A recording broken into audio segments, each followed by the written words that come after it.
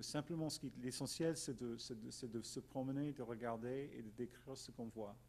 Okay? Et de prendre la question, si vous voulez, du vivant par là, au lieu de le prendre par cette idée de la fonction derrière.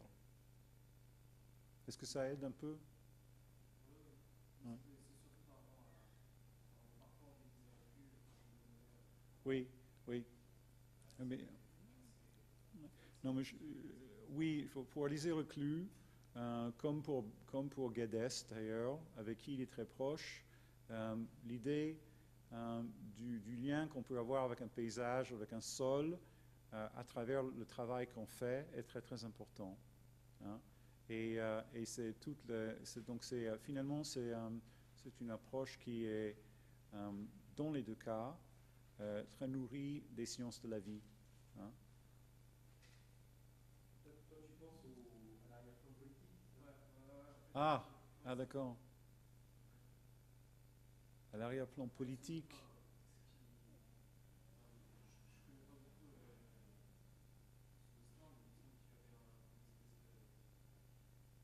C'est un Oui, anarchiste. oui, oui, oui. Non mais il y a oui, oui, oui, oui, oui, oui. Et oui, Élisée Reclus, Guedes sont très proches tous les deux de Kropotkin, la figure très importante de l'anarchisme de l'époque. Euh, il y a un lien. Moi, je ne suis pas sûr que je vais pouvoir l'articuler pour toi comme ça. Mais ce que je peux te dire, c'est que, euh, euh, par exemple, Le Corbusier, on l'a vu, la fonction, le fait de tenir les choses par les sens, c'est une manière de les contrôler. C'est vraiment une manière de les tenir. Hein. L'image de Louis XIV, je n'ai pas lu ce qu'il écrit dessus. Il écrit hommage à un grand despote. Il a su imaginer des choses et les réaliser en se disant, je fais le paraphrase, ça sera comme ça, c'est mon bon plaisir. Donc il n'y a pas de doute chez Le Corbusier en 1929. Prendre la question par sa racine, la question de la ville par sa racine, le prendre par le biais de la fonction, c'est la tenir. Okay? Et dans le cas du très conservateur Maxime Ducamp, ce qu'il dit, c'est que dans le Paris haussmannien, je ne comprends pas pourquoi les gens se plaignent, je ne crois pas pourquoi les gens ne se calment pas une fois pour toutes. On a enfin une ville où tout se fait tout seul, on n'a besoin de rien savoir, les fonctions sont cachées, et du coup la vie est facile. On a juste à mettre une lettre dans la poste et on sait que ça va arriver à destination, on sait qu'il y aura de l'eau à la maison. Alors, à quoi bon de faire la révolution, hein? En plus, il est très heureux de l'efficacité du système au niveau de la surveillance policière, etc. Donc, la notion de fonction, qui d'abord y était très sensible, est une notion qui suggère, dans beaucoup de cas, pas toujours, toutes ces idées sont quand même assez complexes à manier, mais très souvent, c'est une question d'avoir la main sur les choses. Voilà. Alors que l'approche pléthorique qu'on peut imaginer avec Reclus, c'est finalement à la surface des choses. Il y a une espèce, comment dire, il peut avoir une sorte des individuations très insolites. Il peut avoir des surprises. Le monde est, enfin, il y a de la multiplicité, il y a de l'indiscipline. C'est complètement autre chose. Voilà. On pourrait dire beaucoup plus de choses par ailleurs, mais ça donne quand même quelques éléments. Tu aurais pu nous parler de Saint-Simon, en fait. Oui. Oui. Saint-simonisme de ce point de vue, dans cette quête de la fonctionnalité. Absolument. Mais l'arrière-fond, très, très, très, très clairement, l'arrière-fond de beaucoup de choses que j'ai racontées est à trouver chez Saint-Simon. Hein. Napoléon III est saint-simonien à fond. Maxime Ducamp à sa manière aussi. Il y a cette idée, en effet, il y a cette idée que, voilà, que plus plus la science et la raison fait de progrès, plus on saura comment organiser la société de manière heureuse, de marcher, d'avancer dans la marche vers la perfection, etc. Et en fait, même au Siam 4, il y a plusieurs philosophes qui se disent néopositivistes, dont quelqu'un qui s'appelle Carnap, qui est un peu quelque part le gourou de Le Corbusier et de Van Esteren de l'époque. Hein. Donc oui, tout à fait, le positivisme, c'est très très présent dans ce que j'ai raconté. Le Corbusier est multiple et il ne faut évidemment, on le sait bien, il ne faut pas essayer de le réduire, mais il y a une histoire assez drôle par rapport justement au 4e Siam. Hein. Le bateau arrive à Athènes, il y a une réunion, Le Corbusier arrive 1 heure en retard et il dit « Je suis désolé, mais j'étais tellement fasciné à regarder quelqu'un faire du pain. » Et il ouvre son carnet et il montre les esquisses qu'il a fait du type en train de fabriquer du pain. Okay? Donc, il y a en fait une espèce de gouffre entre ce Corbusier qui a besoin d'être à la hauteur des enjeux.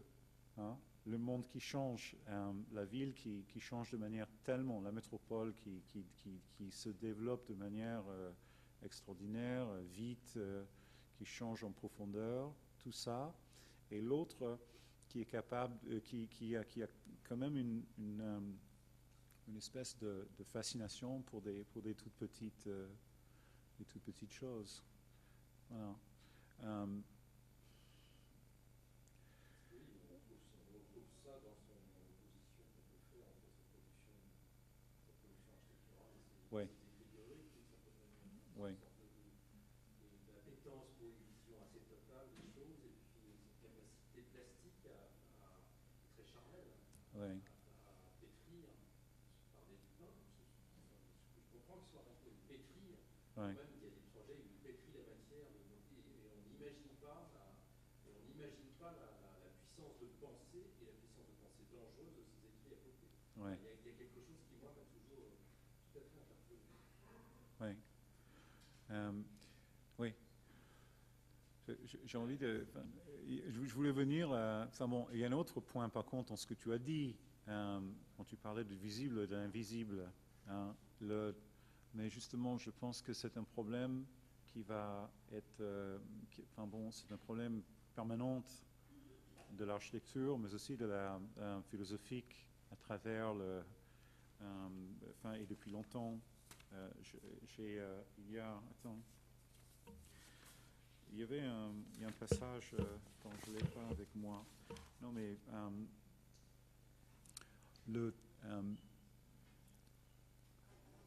problème permanent de savoir si on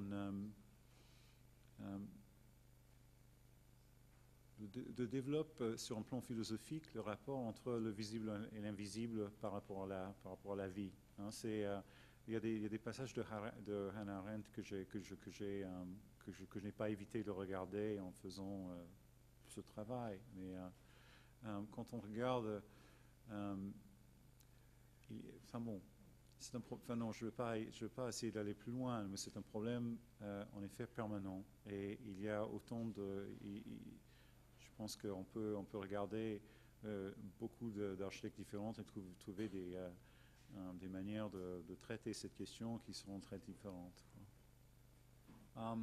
Well, I think there is a kind of a poetic in the things I showed at the very beginning, the things by Belgrand, for example, that have to do with how you carry the weight of the earth above what you're building, how you make these installations in ways that are permanent, the fact that water flows in them.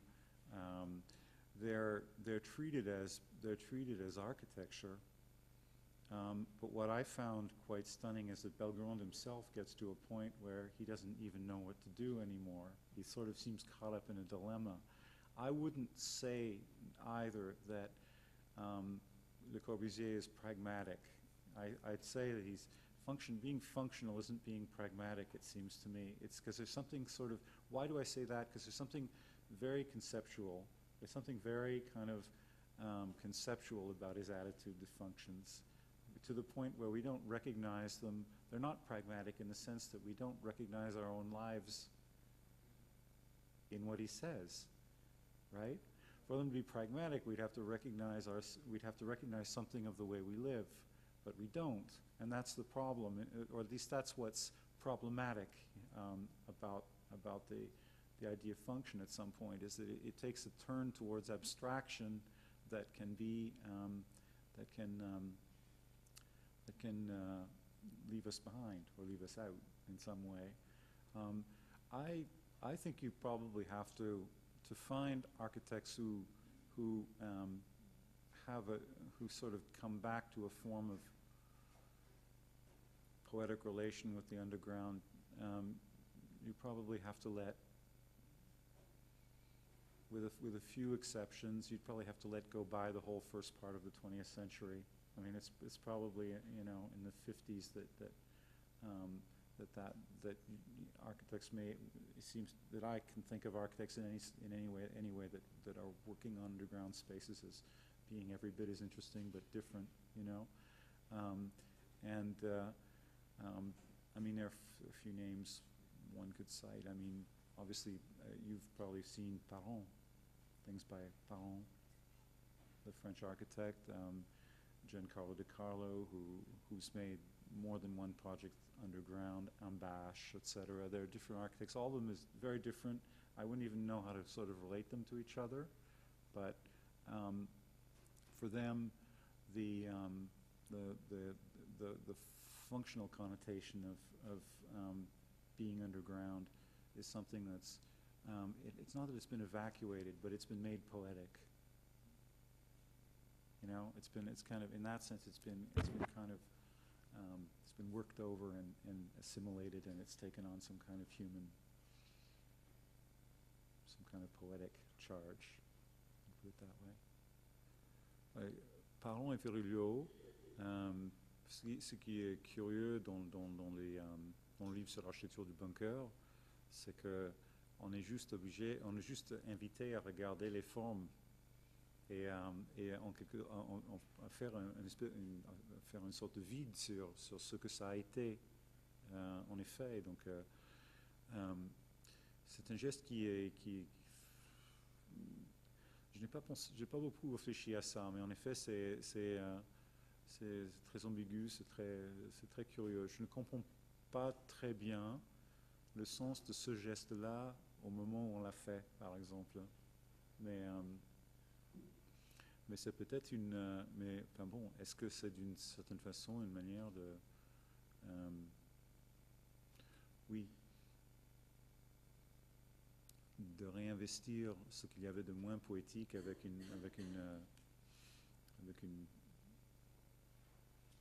ouverture au poétique. Non, moi j'avoue que j'ai eu beaucoup de mal.